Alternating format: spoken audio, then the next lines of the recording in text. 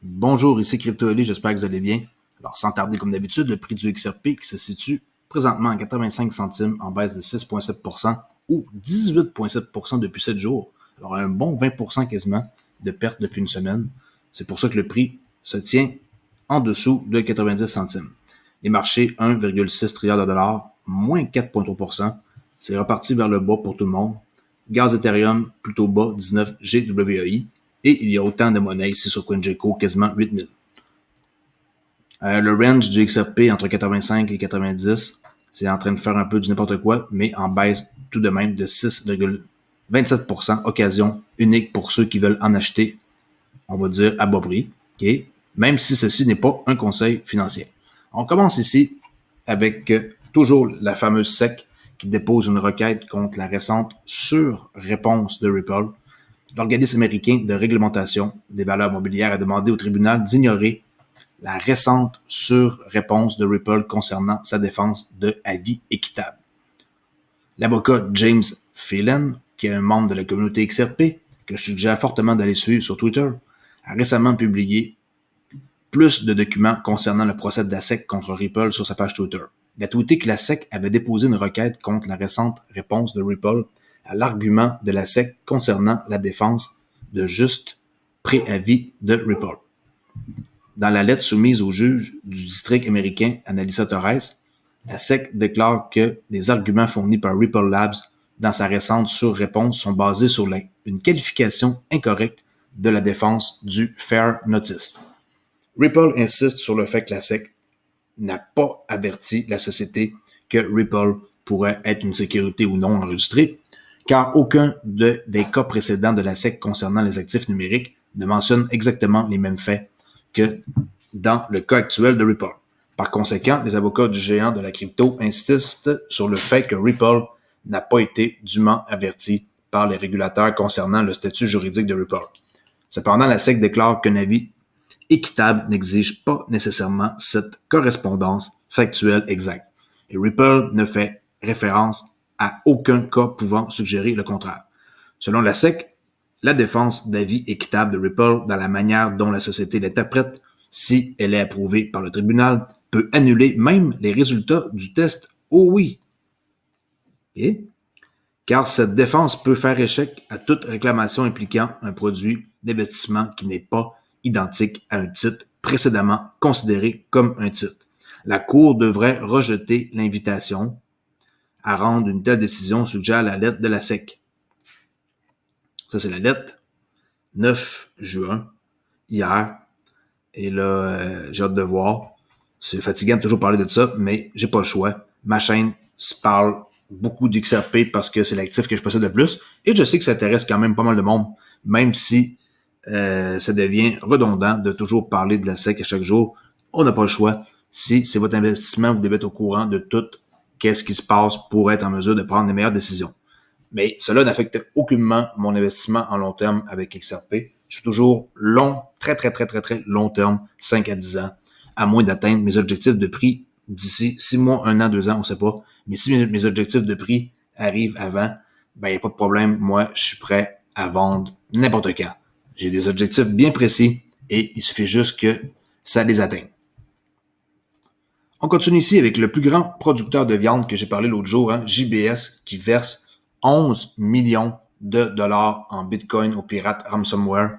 Alors, le département américain du plus grand producteur de viande au monde, JBS SA, a payé 11 millions de dollars en Bitcoin à ses pirates informatiques. Cela survient au milieu des avertissements dans le monde entier concernant la menace croissante de telles attaques et l'implication des crypto-monnaies. JBS USA Holding est une entreprise américaine de transformation alimentaire opérant sous la tutelle du Brésilien JBS SA avec plus de 50 milliards de dollars de ventes annuelles. L'organisation est le plus grand transformateur de bœuf et de porc frais au monde. La branche américaine a été victime d'une attaque de ransomware il y a quelques semaines que le FBI a liée au tristement célèbre groupe de pirates REvil, R-E-V-I-L.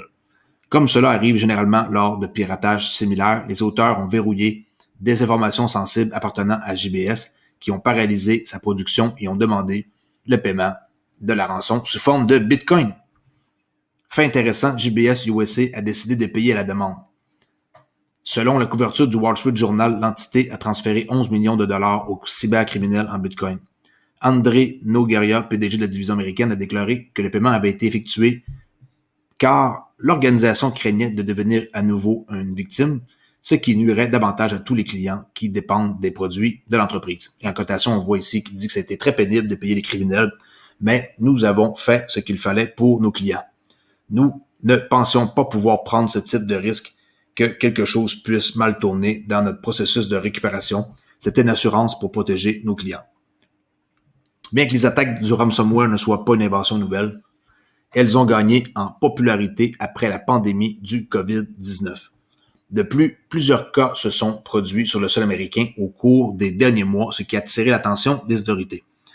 Qu'est-ce que vous pensez de ça? Ransomware paye une rançon comme ça de 11 millions de dollars pour remettre en marche les opérations parce que ils voulaient pas perdre les clients et qu'ils voulaient que la chaîne de production fournisse. Qu'est-ce que vous en pensez?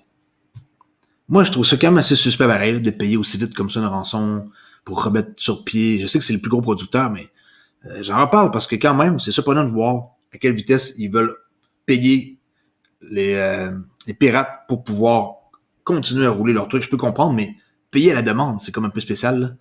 Je sais pas pourquoi ils n'ont pas avisé les autorités, pourquoi qu'ils ont pas... Ils ont payé comme ça, puis merci, bonjour, bye.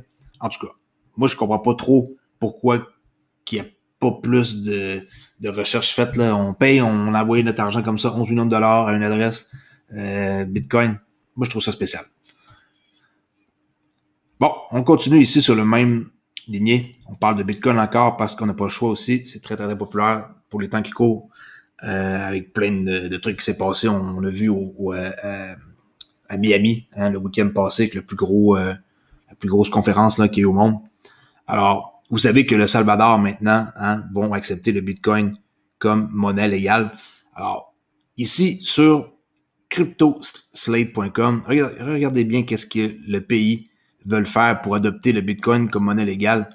Ils veulent extraire via un volcan le magma et en faire de la production de Bitcoin pour miner.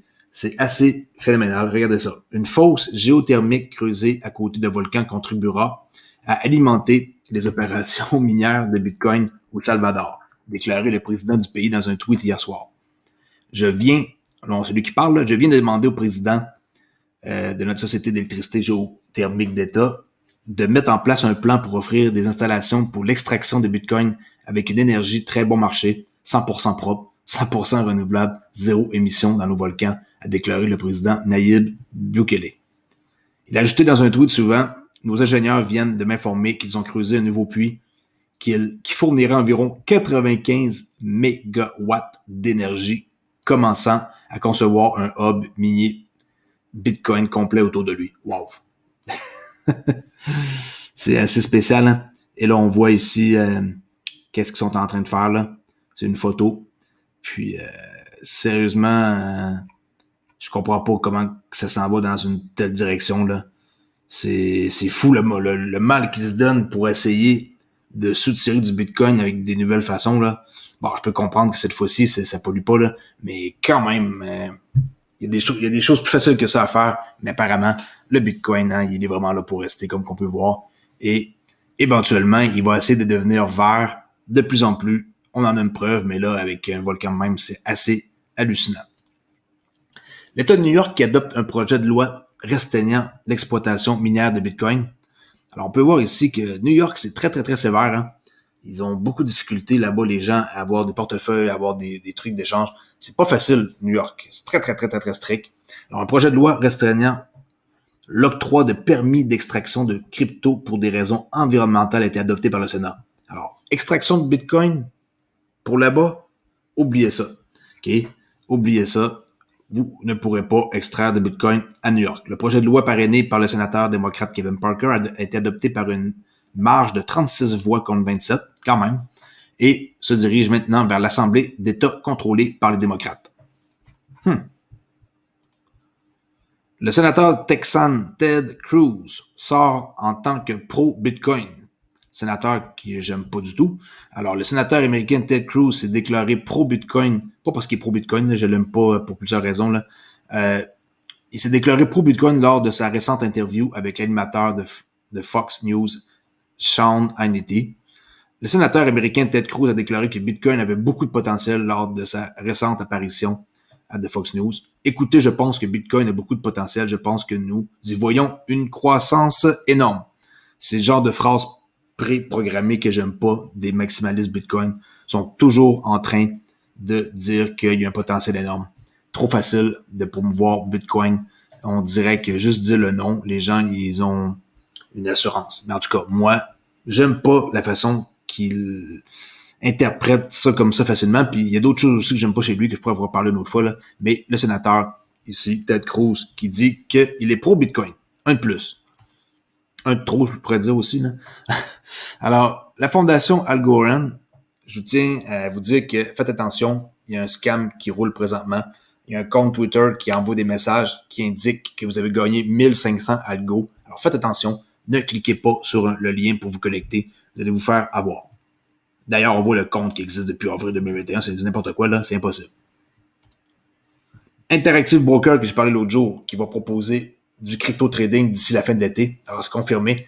Le président et chef de la direction d'Interactive Broker, Thomas Peterffy, a annoncé que la société commencerait à négocier des crypto-monnaies d'ici la fin de l'été. Lui, ça fait longtemps qu'il est là-dedans. J'ai écouté un espèce de reportage sur ce gars-là. Là. C'est exceptionnel qu'est-ce qu'il a fait avec la compagnie ici d'Interactive Broker. Là. Si vous allez voir sur YouTube des vues vidéo, vous allez comprendre. Là. Alors, Interactive Broker, la plus grande société dans le courtage en ligne américaine, a annoncé mercredi son intention de proposer le trading de crypto-monnaies d'ici la fin de l'été. L'annonce est venue du PDG, comme j'ai dit, Thomas Peterffy. C'est le gars qui est ici. Lors de la conférence Piper Sandler Global Exchange. Les clients demandent certainement le trading crypto et nous attendons à être prêts à l'offrir. That's it. Les gens demandent, eux ils créent, puis that's it. Ça se passe comme ça. Eux, ils vont pas rater le train d'offrir de la crypto à leurs clients. Et pour finir ici, un journaliste qui blâme le Washington Post de lui avoir fait vendre 56 bitcoins au prix de 112 $ en 2013. Et oui, facile à dire plus tard, là. L'incroyable réussite de Bitcoin au cours de la dernière décennie a fait regretter terriblement leur décision à plusieurs des premiers investisseurs qui ont alors vendu leur Bitcoin. Holding Bitcoin est l'une des décisions d'investissement les plus difficiles à prendre, de garder longtemps là, de la monnaie. Là. C'est ce que ça veut dire, là, holding. Là. C'est une des décisions les plus difficiles à prendre et il sera peut-être plus facile pour les détenteurs de Bitcoin de mettre leurs émotions en chambre froide pour éviter les regrets. Un journaliste indépendant, Timothy Lee, a récemment raconté son expérience de vente de 56 bitcoins plus tôt en 2013 pour la somme dérisoire de 112 $, le pauvre. Chacun juste pour conserver son emploi au Washington Post. Ouf, il doit regretter sa job maintenant. Alors, l'histoire complète, là, je vais vous la mettre, si vous voulez, dans la description pour aller la lire. C'est pas une grosse histoire, mais bon, maintenant, je crois qu'il est d'accord, un journaliste. Hein. S'il avait eu vraiment gardé ses 56 bitcoins, il travaillerait plus pour le restant de ses jours. Là. OK. Alors, that's it pour aujourd'hui. Si vous ne connaissez pas, allez voir ma chaîne, abonnez-vous, rejoignez ici en tant que membre si ça vous intéresse et allez voir ma page Twitter sous le handle de Olivier_XRP.